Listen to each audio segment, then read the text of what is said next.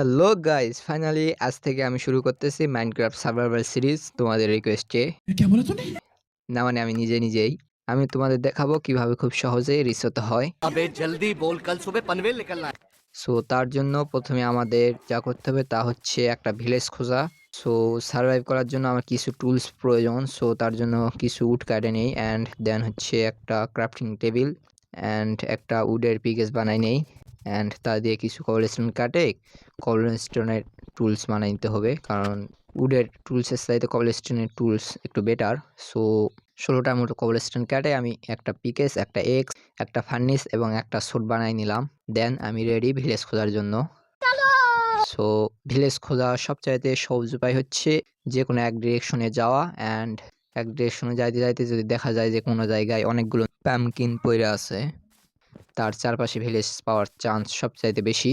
So চলতে থাকি, দেখি ভিলেজ কতক্ষণে আমি পাই। 2000 years later. চলতে প্রায় অনেকক্ষণ হয়ে গেল অ্যান্ড দেখতে পাচ্ছ সন্ধ্যা লেগে যাচ্ছে প্রায়, এখনো ভিলেজ পাই নাই।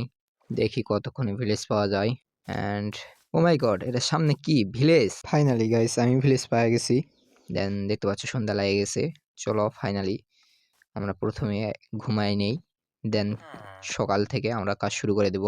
সো গুড মর্নিং গাইস, দেন আমাদের সার্ভারে নতুন একটা সকালে তোমাদের সবাইকে স্বাগতম। সো আজকে আমার অনেক কাজ, কারণ আজকে আমি আয়রন ফার্ম বানাবো। क्या बोला? হ্যাঁ গাইস, তোমরা ঠিকই শুনেছো। আমাদের সর্বপ্রথম কাজ হচ্ছে একটা আয়রন ফার্ম বানানো। সো আয়রন ফার্ম বানানোর জন্য আমার এই জায়গাটা পারফেক্ট মনে হচ্ছে।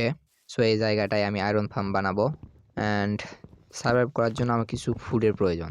সো চলো ভিলেজটা লুটা যাক, দেখি ফুড পাই নাকি। ये बड़ी अच्छी बात कही आप। অ্যান্ড দেখতে পাচ্ছ যে ভিলেজটা লুটার পর আমি অনেকগুলান ফুড পেয়ে গেছি অ্যান্ড এখন আমি রেডি সার্ভাইভ করার জন্য। অ্যান্ড এখন আমার প্রয়োজন একটা আয়রন গোলাম। সো যাকে মারে আমি আর কি আয়রন পাবো অ্যান্ড তা দিয়ে একটা বাকেট বানিয়ে নিতে হবে, কারণ ফার্ম বানানোর জন্য আমাদের একটা বাকেটের প্রয়োজন।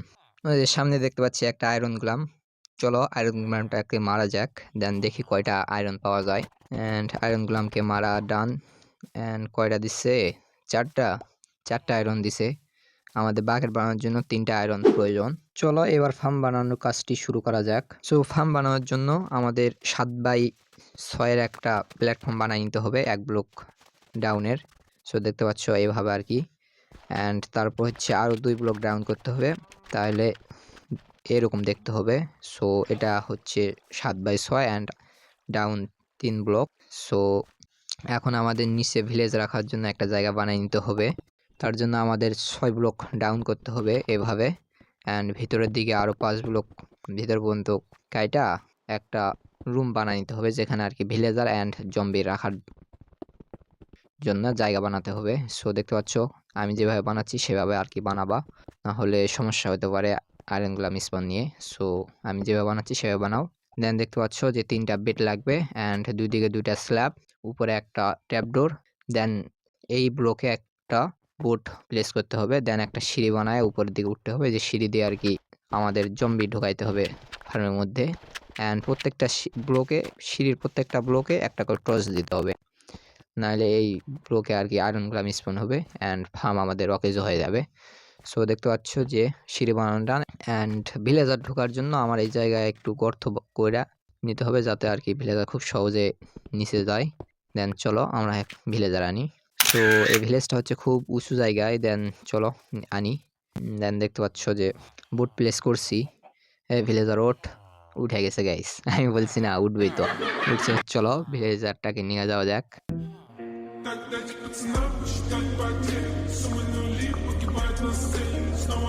সো দেন দেখতে পাচ্ছ একটা ভিলেজার আনছি অ্যান্ড এভাবে আরও 2টা ভিলেজার আনতে হবে। দেন এটা 2য় নম্বর, এটা 3য় নম্বর অ্যান্ড এই জায়গাটা আর কি ব্লক দিয়ে ভরাট করে দিতে হবে আমাদের।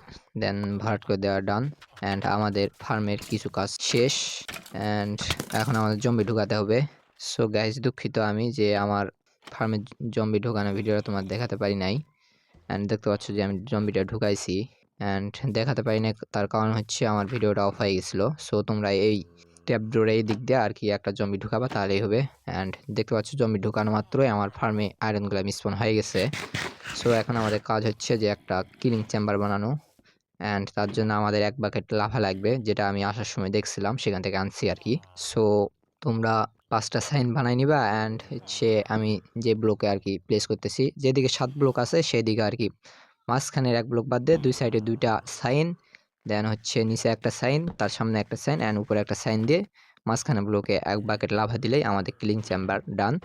অ্যান্ড ২ কর্নারে ২ বাকেট ওয়াটার ঢালে দিলেই আমাদের ওয়াটারের স্রোতও তৈরি হয়ে যাবে। দেন দেখতে পাচ্ছ যে আয়রন গোলাম স্রোতের মধ্যে ভাইসা কিলিং চেম্বারে যায় মরবে।